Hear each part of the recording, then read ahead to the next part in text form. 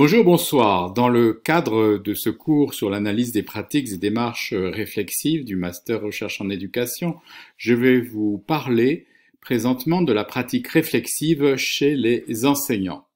Selon Philippe Pernoud, la question de la professionnalisation en milieu enseignant est une expression ambiguë parce que cela pourrait laisser entendre qu'il s'agit de faire enfin accéder l'activité d'enseignant au statut de métier, alors que cette évolution est accomplie depuis le XIXe siècle en définitive. En fait, cette expression tient plutôt à un recentrage de la formation. Dans un premier temps, la formation s'est centrée essentiellement sur la maîtrise de savoir à enseigner. Seulement depuis peu, qu'on accorde intégralement, selon le niveau d'enseignement, une certaine importance à la maîtrise théorique et pratique des processus d'enseignement et apprentissage. La professionnalisation du métier d'enseignant pourrait s'entendre, en définitive, comme une forte accentuation de la part professionnellement pragmatique du métier, qui ne va pas pour autant sans une théorie de l'activité ou de la tâche. La formation des enseignants est censée aller au-delà de la simple maîtrise des contenus enseignés. Un professionnel de l'enseignement-apprentissage est censé désormais réunir les compétences du concepteur et d'exécutant, ainsi que d'animateur d'une formation. Il identifie le problème, le pose et imagine, met en œuvre une solution. Il assure ensuite le suivi. Il ne connaît pas d'avance la solution des problèmes qui se présenteront à lui dans sa pratique, mais il doit à chaque fois la construire sur le vif, parfois dans le stress et sans disposer de toutes les données nécessaires à une décision éclairée et non contestable. Cela ne peut donc pas s'entendre sans des savoirs savants, sans des savoirs experts, sans des savoirs d'expérience sur lesquels s'appuyer pour prendre la bonne décision de manière à s'adapter à la variabilité des situations d'enseignement-apprentissage que l'on peut rencontrer. Le professionnel ne passe pas son temps à tout réinventer, il tient compte donc des théories, des méthodes avérées, de la jurisprudence, de l'expérience et d'un certain art de faire qui traverse le collectif professionnel auquel il appartient, ce que Yves Clos appelle le genre professionnel. En dépit de ces nombreuses ressources professionnelles, les situations complexes apparaissent toujours pour le professionnel comme singulières. Elles exigent une démarche de résolution de problèmes, une forme d'invention plutôt que l'application d'un répertoire de recettes toutes prêtes. Jobert explique que la compétence professionnelle peut se concevoir comme la capacité de gérer l'écart entre travail prescrit et travail réel. Cet écart varie selon les métiers. La formation au métier insiste sur l'apprentissage de règles de métier et leur respect d'une part, et d'autre part sur la construction de l'autonomie et du jugement professionnel pertinent en situation de travail, à bien des égards souvent instable. Même dans les emplois les moins qualifiés, un minimum d'autonomie dans le travail est une condition de fonctionnement de la production. Elle permet de faire face aux limites du travail prescrit afin de rendre la tâche supportable, mais aussi de mieux l'accomplir lorsque les prescriptions sont défaillantes ou insuffisantes en regard des conditions de travail. Dans le cadre d'une prescription faible, l'intelligence au travail du praticien se développe. Il comble les lacunes. Il invente des astuces ou des procédures. Il invente ce que la prescription ne lui a pas dit, puisqu'une prescription ne peut pas tout dire, surtout lorsqu'il s'agit de s'adapter à des situations inédites. Pernoud nous explique que dans les métiers de l'humain, la part du prescriptible est plus faible que dans les métiers techniques. Cela exige des praticiens à niveau globalement assez élevé de qualification. Les employeurs ont le choix entre deux stratégies du coup, soit limiter au maximum l'autonomie des praticiens et investir dans des prescriptions de plus en plus fines, des procédures très standardisées avec des appuis logiciels forts, soit faire confiance largement aux praticiens, en élevant au besoin leur niveau de compétence de sorte qu'ils soient dignes de la confiance et aptes à la réélaboration de leur activité de travail dans des situations complexes. Cette seconde attitude des prescripteurs est au cœur du concept de professionnalisation qui consiste à former des gens assez compétents pour savoir ce qu'ils ont à faire dans des situations de travail critiques, dans une situation problématique, ou être tenus par de simples règles, des directives. Des modèles peuvent ne pas suffire ou se révèlent inadaptés pour la performance au travail face à des situations inédites. La solution toute trouvée n'existe pas, il faut de la réflexion, il faut de la réflexivité, il faut une prise de distance pour pouvoir prendre les bonnes décisions. L'autonomie et la responsabilité d'un professionnel qui forme la professionnalisation ne vont pas sans une forte capacité de réfléchir dans et sur son action. Cette capacité est au cœur du développement permanent. Elle permet en fait de donner sens à l'expérience professionnelle qui s'accumule au fil du temps. Elle convoque les savoirs dits d'action. Je dis bien les savoirs d'action professionnelle bien sûr. C'est ainsi que la figure du praticien réflexif est au cœur de la professionnalisation considérée sous l'angle de l'expertise et de l'intelligence au travail, pour reprendre les termes de Philippe Pernoud.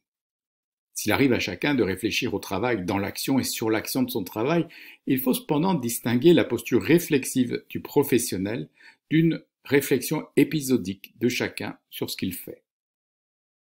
Une véritable pratique réflexive exige, selon Philippe Pernoud, que cette posture devienne quasi permanente. Elle doit complètement s'inscrire dans un rapport analytique à l'action qui devient relativement indépendante des obstacles rencontrés ou des déceptions. La pratique réflexive doit en définitive s'inscrire dans l'identité du professionnel, devenir une posture habituelle. Elle doit devenir effectivement automatique. Elle ne se mesure non au discours ou à des intentions, mais aux conséquences d'une réflexion dans l'exercice quotidien du métier, en situation de crise, en situation critique, où l'on peut apprécier la qualité et la pertinence d'une réflexivité sur l'action. Les sciences sociales et humaines ont insisté sur la dimension réflexive de l'acteur, voire des groupes et des organisations de travail. L'américain Schoen n'a en quelque sorte que revitalisé et conceptualisé plus explicitement la figure du praticien réflexif en proposant dès 1978 une véritable épistémologie de la pratique, de la réflexion et de la connaissance dans l'action.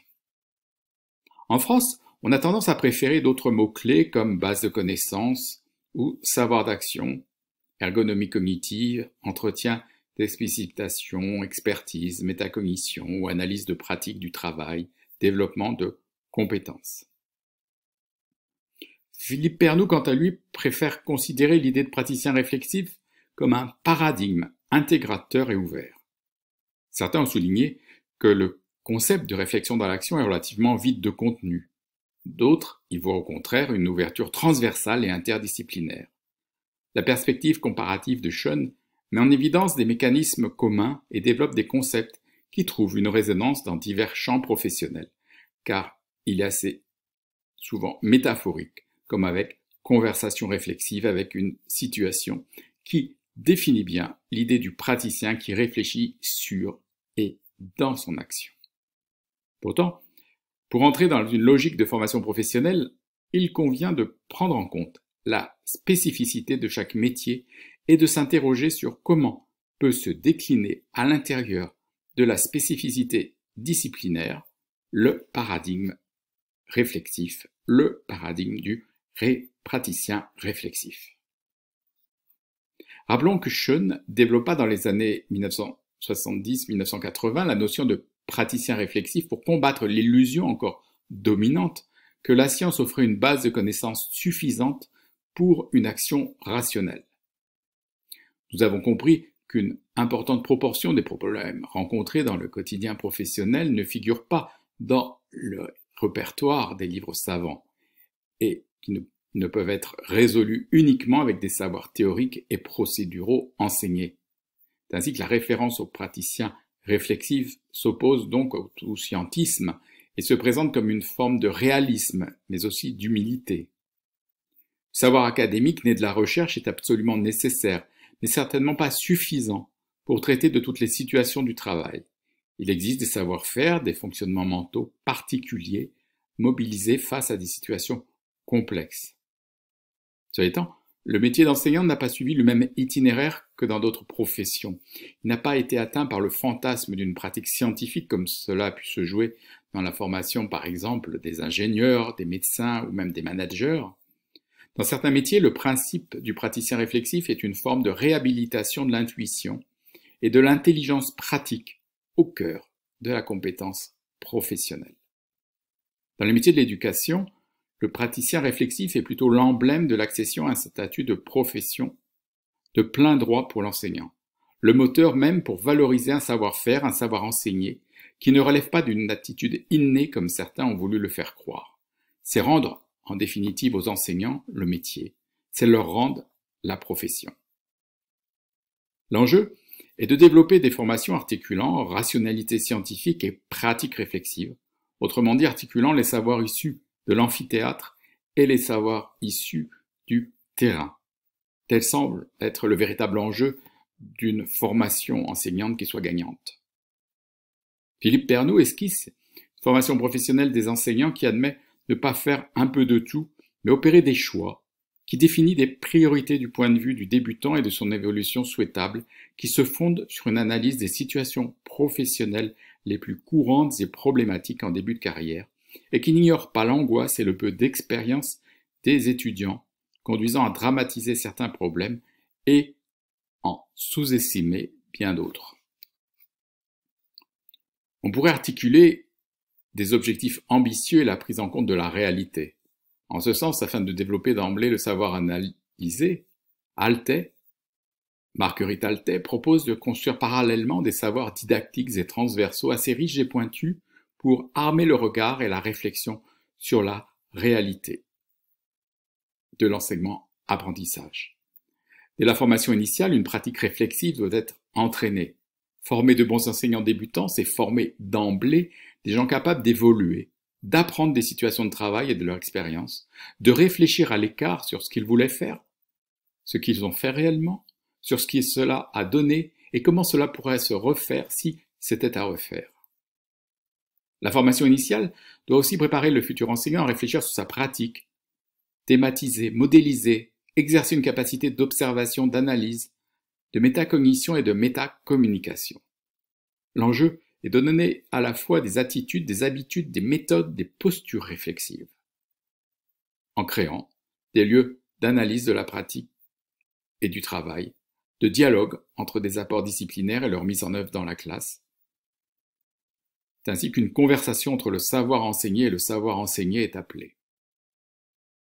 La notion de praticien réflexif n'est pas aussi limpide qu'elle peut le paraître. Il faut le souligner. En effet, il est évident qu'un être humain pense assez souvent à ce qu'il fait avant de le faire, en le faisant et après l'avoir fait. Pour autant, peut-on le qualifier de praticien réflexif? D'autant que, par certains égards, on peut dire que l'on pense comme on respire. Si l'on entend penser à quelque chose, avoir une activité mentale quelconque. Dans de nombreux contextes, les deux mots penser et réfléchir paraissent interchangeables. Pour le différencier, on peut dire que réfléchir indique une certaine distance. Robert d'ailleurs définit ce verbe à double sens de la manière suivante, renvoyer par réflexion dans une direction différente ou dans la direction d'origine. Faire usage de la réflexion, penser, calculer, chercher, cogiter, se concentrer, délibérer, méditer, observer, se recueillir, rentrer en soi-même, se replier, voire ruminer, songer. C'est un sens figuré par rapport au premier qui conduit à penser la réflexion comme un retour de la pensée sur elle-même, se réfléchir sur soi, se recueillir. Là, ce qu'on peut dire, après consultation du dictionnaire, je vous invite à retenir cette métaphore, la métaphore du miroir, qui est très puissante pour faire comprendre le concept de réflexion. Elle est très présente dans le concept d'abstraction réfléchissante, tel que Piaget l'a défini en 1977. La pensée se prend elle-même pour objet et construit des structures logiques à partir de ses propres opérations. Même dans un sens plus commun, l'acte de réfléchir suppose une certaine extériorité, donc un minimum de distance face aux urgences de l'action, fait remarquer Philippe Pernoud. En sciences humaines, la distinction entre penser et réfléchir n'est pas tranchée. Il n'y a pas d'articulation évidente entre la pensée la plus proche de l'action, celle qui la guide, et la réflexion plus distanciée.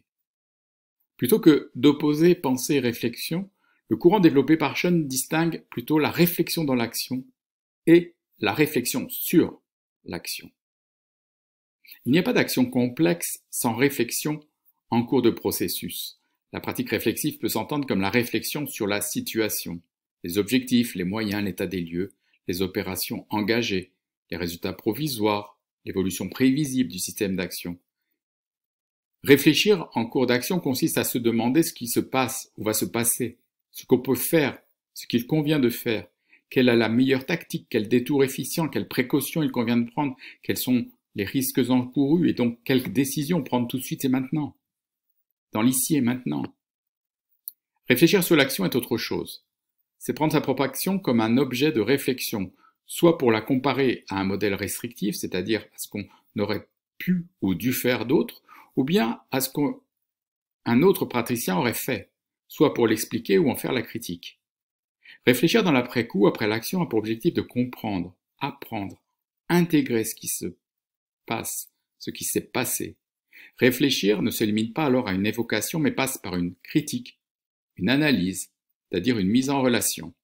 On convoque des règles, des théories dès lors.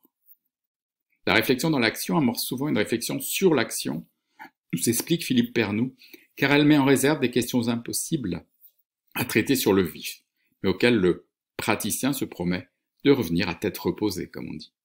La réflexion sur l'action permet d'anticiper et prépare le praticien, souvent à son insu, à réfléchir plus vite dans l'action et à envisager davantage d'hypothèses. À envisager tout un monde virtuel, nous explique Schoen. Alors, plus précisément, voyons cette réflexion dans le feu de l'action. Dans le feu de l'action pédagogique, il reste peu de temps pour méditer. On réfléchit surtout au pilotage du pas suivant, à la décision de la marche à suivre. Vais-je interrompre ou non un bavardage? Vais-je expliquer telle notion de telle manière au regard de la réaction présente des élèves? Vais-je entamer ou non un nouveau chapitre avant la fin de l'heure? C'est un ensemble de micro-décisions qui mobilisent une forte activité mentale qu'il convient de prendre. L'activité décisionnelle paraît souvent pré-réfléchie dans des formes routinières de l'activité à la limite de la conscience. On pense, mais on n'a pas conscience de penser. Parfois, il y a du doute, on balance entre deux possibilités, entre des choses contradictoires. Lorsqu'on ne sait pas trop comment continuer la classe, il se peut que s'amorce une réflexion dans le vif de l'action, quand bien même le flux des événements ne s'interrompt pas et interdit un véritable arrêt de l'agir enseignant. Ne pas intervenir est aussi une décision, une autre façon d'agir dans la mesure où cette attitude pèsera tout autant sur le cours des événements. Ne rien décider n'empêche pas la situation d'évoluer d'une manière éventuellement critique. La réflexion dans l'action se caractérise donc par sa rapidité. Elle dit un processus de décision sans offrir la possibilité de prendre des avis externes ou demander un temps mort. On peut prendre la décision de ne pas intervenir immédiatement pour se laisser le temps de réfléchir plus tranquillement. C'est ainsi différer la décision. Si par exemple l'enseignant sent qu'agir trop vite serait maladroit, ou bien s'il est sous l'emprise d'une émotion qui lui fait manquer la juste appréciation des événements, ce qui peut l'amener à de mauvaises décisions. En classe, des comportements deviennent problématiques car ils sont répétitifs, comme des bavardages, des arrivées tardives, de l'agressivité, de l'impertinence, du manque de motivation. La décision ne porte pas sur une situation singulière, mais sur une série de situations semblables. Cela laisse le temps, dès lors, de se faire une opinion et d'envisager diverses stratégies. Une grande partie de la réflexion dans l'action permet de décider si l'on doit agir immédiatement ou si on doit différer, afin de se donner le temps de réfléchir davantage et trouver la bonne solution, prendre la bonne décision. Voyons maintenant la réflexion hors du feu de l'action, qui est complètement différente. Ici, le professeur réfléchit à ce qui s'est passé, à ce qu'il a fait ou essayé de faire, à ce que son action a donné. Il réfléchit aussi pour savoir comment continuer, comment reprendre, comment affronter un problème, comment répondre à une demande précise d'un élève ou d'un groupe d'élèves. La réflexion hors du feu de l'action est souvent à la fois rétrospective et prospective. Elle relie à la fois le passé et l'avenir, surtout lorsque le praticien est engagé dans une activité qui s'étale sur plusieurs jours ou plusieurs semaines. La réflexion est à dominante rétrospective lorsqu'elle intervient à l'issue d'une activité ou d'une interaction, voire dans un moment d'accalmie.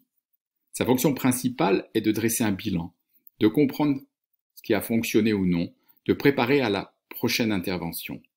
La réflexion après l'action peut capitaliser de l'expérience, la transformer en savoir de l'action, qui sont susceptibles d'être investis dans d'autres circonstances. La réflexion est à dominante prospective lorsqu'elle survient au moment de la planification d'une activité nouvelle ou de l'anticipation d'un événement, d'un problème inédit pour l'enseignant. Par exemple, accueillir dans sa classe un enfant migrant en cours d'année. À l'école, la réflexion en dehors du feu de l'action peut se développer entre deux cours, durant la pause du midi ou en fin d'une journée d'école. La réflexion sur ce qui s'est passé en classe préoccupe l'enseignant. La réflexion sur l'action se renouvelle constamment au fil de l'actualité de la classe. Les interactions et les incidents critiques scolaires sont à la fois importants et éphémères. Chaque jour, de nouveaux éléments apparaissent, et les éléments les plus récents recouvrent constamment les plus anciens. Pour Philippe Pernoud, à un premier niveau, la réflexion sur le système d'action questionne les fondements rationnels de l'action, c'est-à-dire les informations disponibles, leur traitement, les savoirs et les méthodes sur lesquelles on s'est appuyé. La réflexion sur le système d'action est une troisième proposition de Philippe Pernoud. Elle renvoie au débriefing pratiqué dans certains métiers qui tentent de reconstituer les raisonnements tenus durant l'action et d'identifier leurs points faibles et leurs biais. C'est un travail effectué durant les analyses de pratique. On pense à des connaissances dépassées, insuffisantes ou indisponibles dans la mémoire de travail. On pense aussi à des informations incomplètes ou orientées, à des inférences hâtives ou approximatives, à des opérations trop lentes ou hésitantes, à un mauvais cadrage du problème, à un repérage insuffisant des ressources ou des aides disponibles, ou encore à un modèle d'interprétation inadéquat. C'est ainsi donc que l'on identifie points forts, points faibles, éventuels biais dans une pratique de débriefing qui appartient donc à une analyse de pratique professionnelle. Cette réflexion met à jour les opérations mentales de routine, une part d'inconscient pratique dans notre action. Nous ne réinventons pas chaque jour nos actes. Les situations et les tâches ne se ressemblent du coup. Nos actions et opérations singulières sont des variations sur une trame assez stable. On appelle cette trame stable une structure de l'action ou un schème d'action au sens de Piaget, c'est-à-dire une organisation invariante de l'activité. Un schème guide l'action concrète ou mentale, mais n'interdit pas la variation, l'innovation, la différenciation à partir d'une trame mémorisée. Dans la psychologie de Piaget, l'action adaptée est un équilibre entre une assimilation au schème existant et une accommodation de ces schèmes à la situation. Il y a toujours une façon stable d'affronter la réalité, d'affronter le conflit, d'affronter la pression, l'incertitude ou le désordre. Les opérations mentales sont des actions intériorisées qui sont, elles aussi, sous-tendues par des schèmes. Bourdieu appelle habitus l'ensemble de ces schèmes dont dispose une personne à un moment de sa vie. Les structures stables de nos actes permettent d'agir rapidement, parfois même en pilotage automatique, ce qui est psychiquement plus économique, du moins aussi longtemps qu'un obstacle inhabituel ne survient. Piaget parle d'un inconscient pratique pour souligner que certains de nos schèmes se sont constitués dans l'implicite au gré de l'expérience à l'insu du sujet. D'autres, issus d'actions initialement réfléchies, voire de l'intériorisation de procédures, sont devenus des routines dont nous n'avons plus conscience. On peut s'interroger s'il n'y a pas des situations et des actions qui se répètent, se proposant à la réflexion comme des objets durables, des objets permanents. Aux côtés de la stabilité, de l'instabilité, de l'invariance, du non-permanent est à gérer. Il faut s'y ajuster grâce aux points d'ancrage que sont donc les éléments stables. L'existence de scénarios qui se reproduisent dans des situations semblables nous amène à penser à l'existence de nos schèmes. Cette permanence est une source d'identité, mais aussi de non-satisfaction. À la diversité des objets et niveaux de réflexion s'ajoute celle des styles cognitifs et des situations concrètes. Nous ne fonctionnons pas tous de la même manière. Les moteurs de la réflexion sont multiples. Un problème à résoudre, une crise à dénouer, une décision à prendre, une régulation du fonctionnement, une auto-évaluation de l'action, une justification auprès d'un tiers, une réorganisation de ses catégories mentales, une envie de comprendre ce qui se passe, une frustration ou encore une rage à dépasser, un plaisir à sauvegarder à tout prix, une lutte contre la routine ou l'ennui, une recherche de sens, voire un désir de se faire valoir par l'analyse, la construction de savoir, une quête identitaire, une régulation des relations à autrui, un travail en équipe ou des comptes à rendre. Nous voyons ainsi que les réflexions ont des thématiques très très multiples. La réflexion se situe en définitive entre un pôle pragmatique où elle est un moyen d'agir et un pôle identitaire où elle est source de sens et façon d'être au monde. Il est difficile de dire in abstracto pourquoi on réfléchit sans se référer à un contexte. On saisira donc d'autant mieux le fonctionnement réflexif d'un praticien qu'on le conduit à raconter des épisodes. Il évoquera alors en général ce qui a déclenché un épisode. Un incident peut n'être toutefois que la goutte d'eau qui fait déborder le vase, comme on dit. Il provoque un effet de seuil, amène à se dire par exemple « on ne peut plus continuer comme ça ».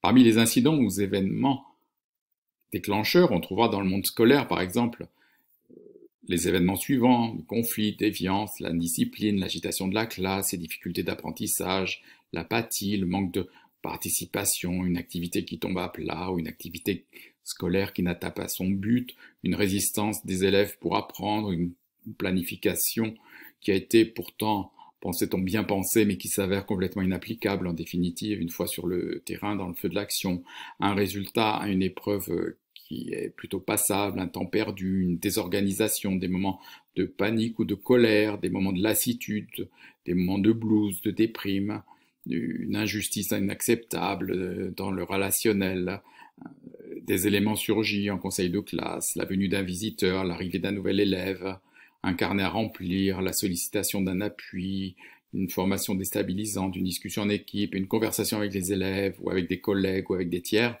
sont tout autant des éléments déclencheurs, des incidents. Chaque enseignant n'est pas sensible aux mêmes événements ou incidents, faut-il souligner. Par ailleurs, tous les praticiens qui réfléchissent n'adoptent pas la pose du penseur de Rodin. Lorsqu'ils réfléchissent dans le vif de l'action en classe, ils manifestent des styles très divers. Les uns pensent à haute voix ou parlent pour ne rien dire, ce qui leur donne le temps de se faire une idée. D'autres se retirent un instant d'interaction en assignant une tâche aux élèves. Certains ferment les yeux, d'autres écrivent ou dessinent, s'assoient ou même marchent.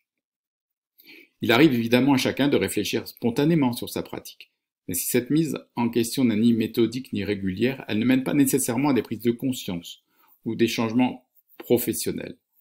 On peut revoir le film de son travail, ce qu'on appellera une réflexion occasionnelle de sa pratique. Pour autant, cela n'engage pas une posture pérenne de praticien réflexif.